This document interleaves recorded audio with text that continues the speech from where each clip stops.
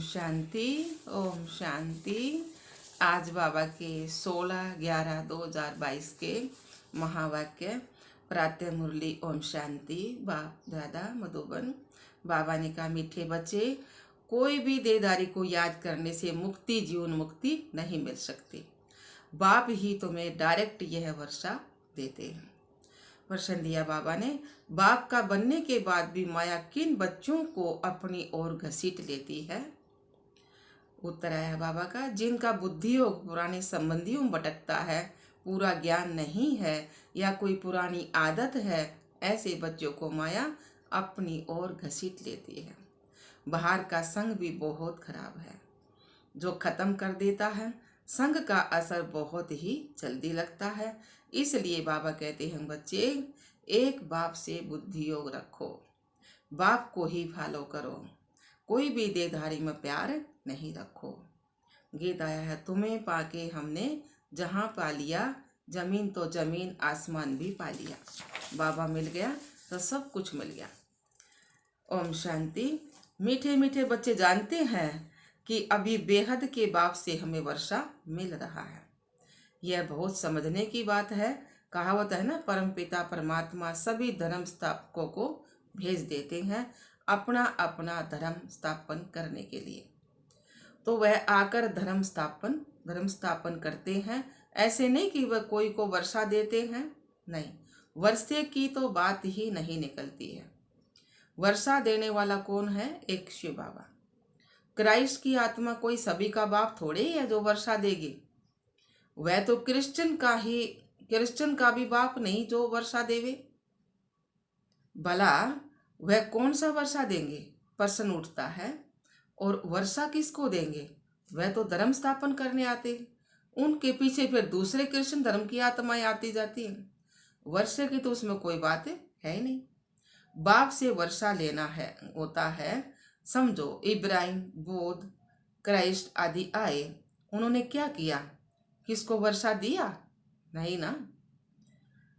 वर्षा देना तो एक बाप का ही काम है। वह तो खुद आते हैं, आत्माएं आती जाती हैं, वर्दी को पाती रहती हैं। वर्षा हमेशा क्रिएटर से मिलता है। सारा खेल रचने वाला कौन है? शिव बाबा, उससे मिलता है। क्रिएटर एक है, लौकिक बाप। क्रिएटर एक है लौकिक बाप और दूसरा है पारलौकिक बाप। दो बाप है ना हमारे, एक लौकिक बाप, एक पारलौकिक बाप। यह धारण करने की बातें हैं। धारणा भी उन्हों को होगी जो औरों को दान करते होंगे। अभी बेहद का बाप सब बच्चों को वर्षा देने आए हैं। बेहद का बाप ही बच्चों को बेहद का वर्षा देते हैं ना। क्रिश्चियन, इस्लामी, बौद्धि आदि सब का बाप ही एक है। सब गॉड फादर कहते हैं। क्राइस्ट ने भी कहा गॉड फादर, तो फादर को कभी भी भूलते नहीं है ना। गॉड फादर एक ही निराकार को कहा जाता है। सब निराकार आत्माओं का बाप एक ही है ना, शिव बाबा। तो धर्म स्थापकों का भी वह निराकार एक बाप है, उनसे ही वर्षा मिलता है ना। तो सब गॉड फादर कहकर पुकारते हैं। एक भारत ही है जिसमें कहते हैं ईश्वर सर्वव्यापी है। एक भारत ही देश ऐसा है जो यूं कहे सब में भगवान है। तो भारत से ही और सभी सर्वव्यापी कहना सीखे हैं। अगर ईश्वर सर्वव्यापी है, फिर ईश्वर को याद क्यों करते हो? सब मय है तो फिर याद क्यों करते हो? कुछ भी बात होते नहीं कहेंगे ईश्वर तू जाने, ऊपर याद करेंगे। बेचारे कटी अंधेरे में है ना। तो बाबा ने कहा,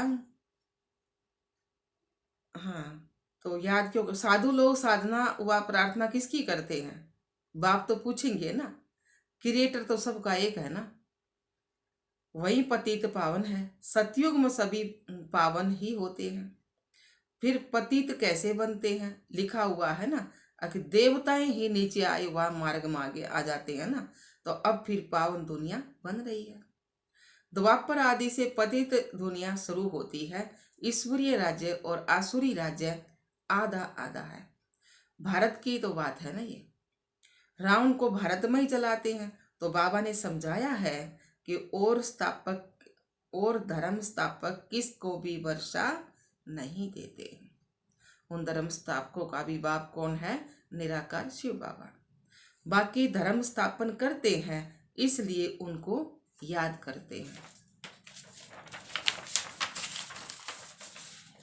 बाकी क्राइस्ट को और ब्रह्मा को, विष्णु को व शंकर को याद करने अथवा उनकी प्रार्थना करने से वह कुछ भी नहीं दे सकते। देने वाला कौन है? एक शिव बाबा।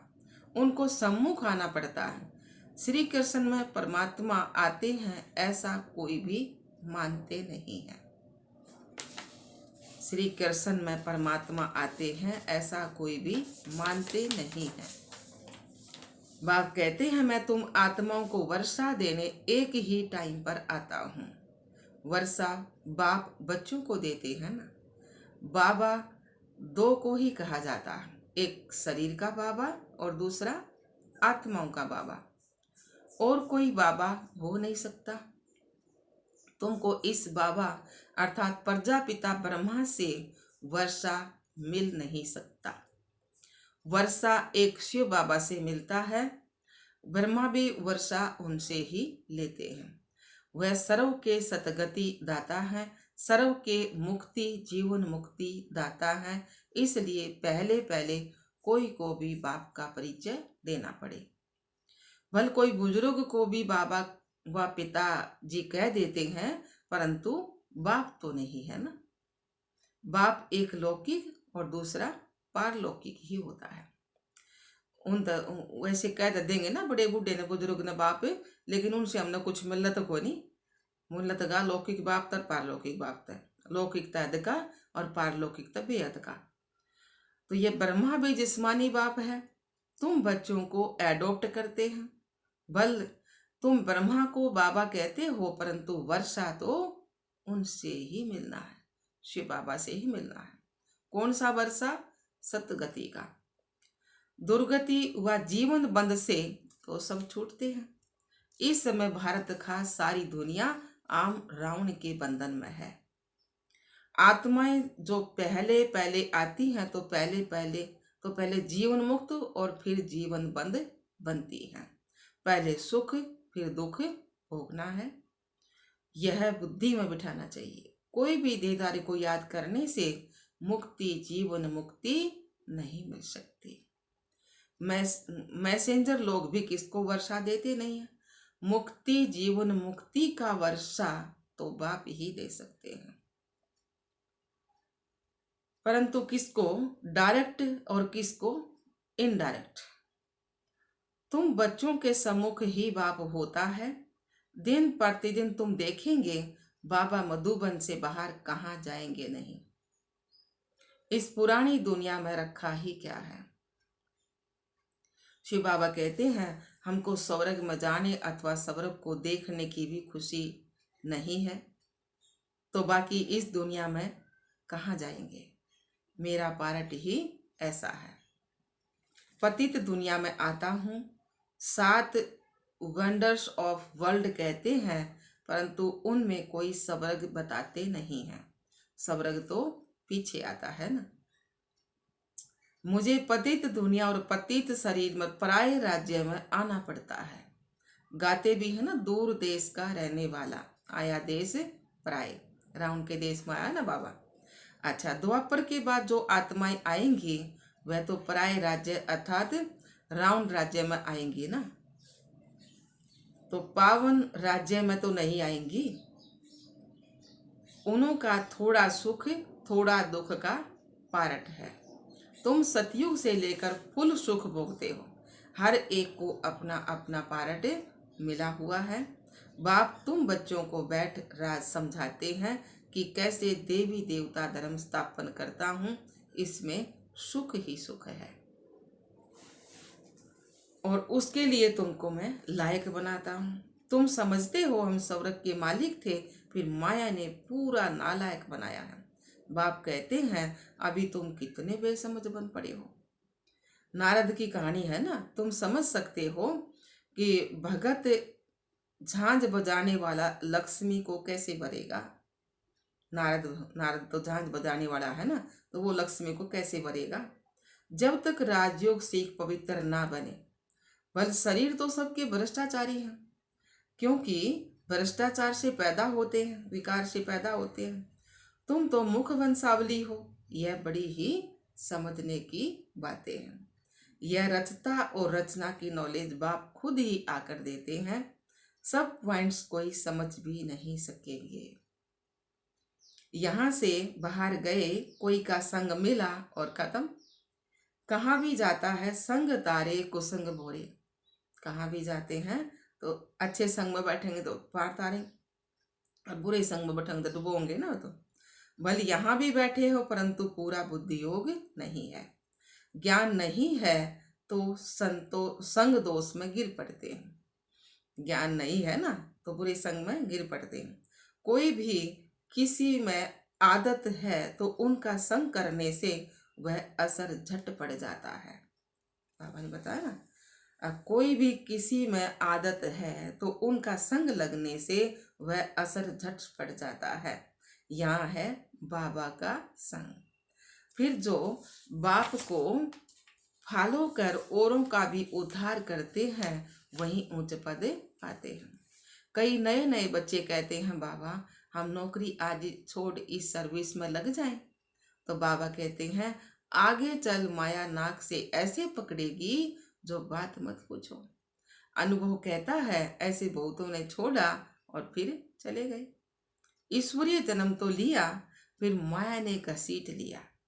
बड़े अच्छे अच्छे बच्चों को माया एक गुस्सा लगाए बेहोश कर देती है। जिनका बुद्धि योग भार भटकता रहता है पुराने संबंधियों आदि में, इसलिए बाबा कहते हैं देहधारियों से बुद्धि योग जास्ती मत रखो। इस बाबा से भी बल तुम्हारा कितना भी प्यार है तो भी इनसे बुद्धि योग मत लगाओ। बाबा को याद नहीं करेंगे तो विक्रम भी विनाश नहीं होंगे। कोई भी शरीरधारी में प्यार मत रखो। सत्संगों में सब शरीरधारी ही सुनाते हैं, कोई महात्मा का नाम लेते हैं, ऐसे थोड़ी कहते कि परमपिता परमात्मा शिव हमको पढ़ाते हैं। बाप बैठ बच्चों को समझाते हैं, इस रचना का चैतन्य बीज मैं हूँ। मुझे सारे झाड़ की नॉलेज है, वह तो जड़ बीज है। चैतन्य होता तो सुनाता। मुझ बीज में जरूर झाड़ के आदि मध्य अंत की नॉलेज होगी। यह है बेहद की बातें। इस समय तमो प्रधान राज्य है ना, तो उसका भवका जरूर होगा। कितने बड़े बड़े नाम रखाते हैं, ज्ञानेश्वर, गंगास्वीर नंद, लेकिन आनंद तो कोई को मिल नहीं सकता।